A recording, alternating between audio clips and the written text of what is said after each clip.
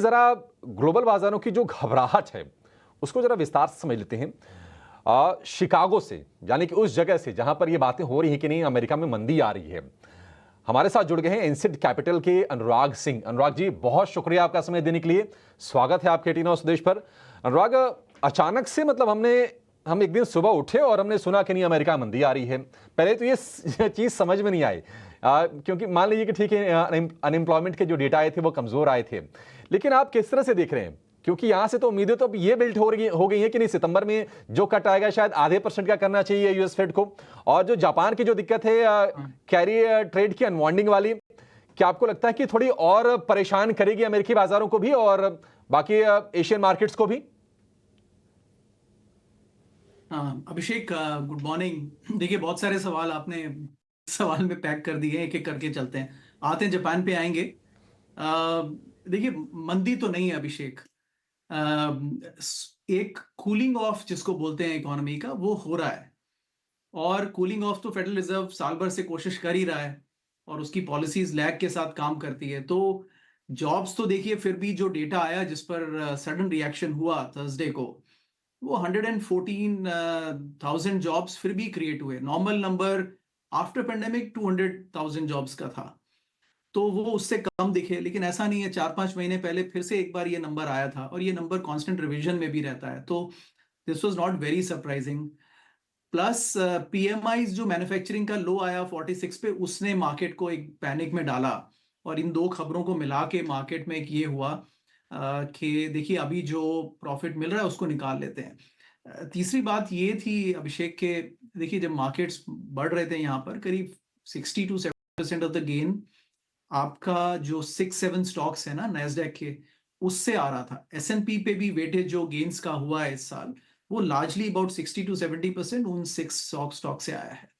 अब पता सबको है कि वो वैल्यूएशन थोड़े ज्यादा हैं, बट वो एक हाइडिंग ट्रेड था कि मार्केट में अब जब तक रेट हाई है, आप ऐसी कंपनीज में छुप जाएं जिनका डेट नहीं है और रेवेन्यू स्टेबिलिटी है।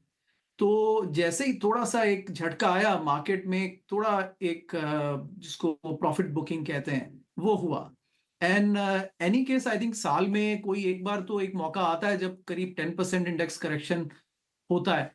इंडियन इन्वेस्टर्स के लिए ये मानना थोड़ा मुश्किल होगा कि ऐसा होता है, लेकिन ऐसा होता है। यूएस मार्केट्स में तो होता ही है। तो वो बहाना भी मिल गया मार्केट को, तो एक 10% करेक्शन मार्केट ने ले लिया। बहरहाल, रिसेशन की गुंजाइश नहीं है। और फेडरल रिजर्व को भी मैं एक्सपेक्ट करता हूं कि 25-25 के हिसाब से ही वो चलेंगे, क्योंकि 50 करेंगे तो थोड़ा पैनिक आ जाएगा मार्केट में। ऐसा अनुमान है। लेकिन अदरवाइज इकोनॉमी में कोई दिक्कत नहीं है, बिकॉज जॉब्स होल्ड कर रहे हैं।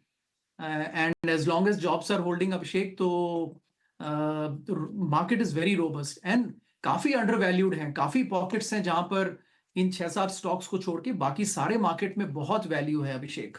तो देर इज नो रीजन के मार्केट का बेस क्विकली फॉर्म हो जाता है जैसे ही थोड़ी करेक्शन आती है अभिषेक।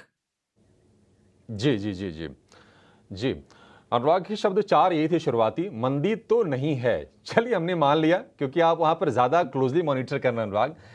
लेकिन देखिए, कहा यह जाता है कि अमेरिकी जो मार्केट्स हैं ना वो मैच्योर हैं, और आप जो बता रहे हैं कि इन्होंने 6-7 स्टॉक्स ने पूरा एसएनपी को हिला दिया और नेस्डेक में उथल पुथल मचा दी। अच्छा, एक छोटा सा आंसर हो दीजिए, क्या हम मान के चलें कि जो शॉर्ट टर्म की जो वॉलेटिलिटी थी जो हमने पिछले 3-4 दिनों में देखी, वो अब सेटल होने बढ़ेंगी अगले 1 से 2 दिनों में? हाँ, ऐसा लगता तो है अभिषेक, बिकॉज कोई ऐसा नया डेटा रिलीज तो अभी होने वाला नहीं है। अब तो मंथ एंड में आपका पीसी का नंबर आएगा, बीच में आपके रिटेल सेल्स के नंबर आएंगे, अनलेस उनमें कोई बहुत ज्यादा फॉल देखे, जो ऐसा रीजन दिखता नहीं है कि हो। अब 1-2% तो देखिए ऊपर नीचे कभी भी हो सकता है, बट इससे ज्यादा उम्मीद नहीं है। तो आई थिंक अब एक स्टेबिलिटी आ जानी चाहिए। एक एक एक और बात कहना चाहता हूँ अभिषेक, इसमें एक रोटेशन ट्रेड भी एक चल रहा था। इस साल का फ्लेवर है द ग्रेट रोटेशन। उसको कहते हैं कि ये 6-7 स्टॉक्स से निकल के बाकी स्टॉक्स में जाना जहां पर वैल्यू है, वो अंडरवे था। और वो थोड़ा डिस्टर्ब हो गया, बिकॉज जब मार्केट से पैसा निकलता है तो छोटे स्टॉक से भी सब एक साथ निकल जाता है। तो रसल ने तो सारा अपना गेन्स ही गिव अप कर दिया इस साल का, बट आई एम श्योर वो वापस आ जाएगा।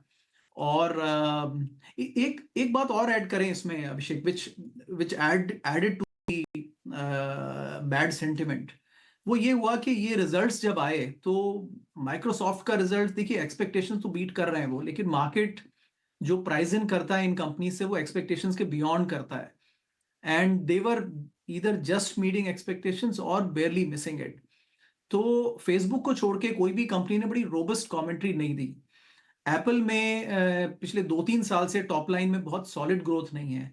फिर बफेट साहब ने 50% स्टेक बेचा है एप्पल का, तो वो भी एक पॉइंट था कि देखिए अब वैसा buy and hold forever investor अगर अपना 60-70 बिलियन का स्टेक बेच देता है, तो which means that he is also thinking कि और कोई अपॉर्चुनिटी है नहीं एंड कैश पे आ जाइए। तो और थर्ड इज अमेजोन के रिजल्ट्स में भी ये देखने को मिला कि ये जो इतना एआई का हाई प्राइसिंग किया हुआ है इन कंपनीज में, शायद ये उतना जल्दी मेच्योर ना हो।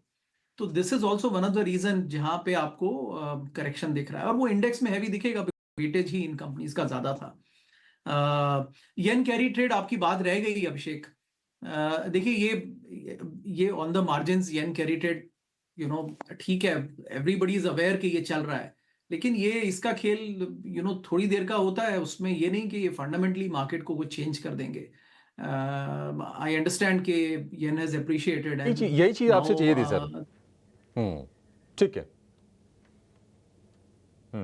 ठीक है अनुराग, बहुत शुक्रिया आज सुबह सुबह, अच्छा आपके लिए तो शाम होगी वहाँ पे आज समय देने के लिए, और बहुत ही समग्रता के साथ इस पूरे के पूरे मुद्दे पर चर्चा करने के लिए। Thank you so much.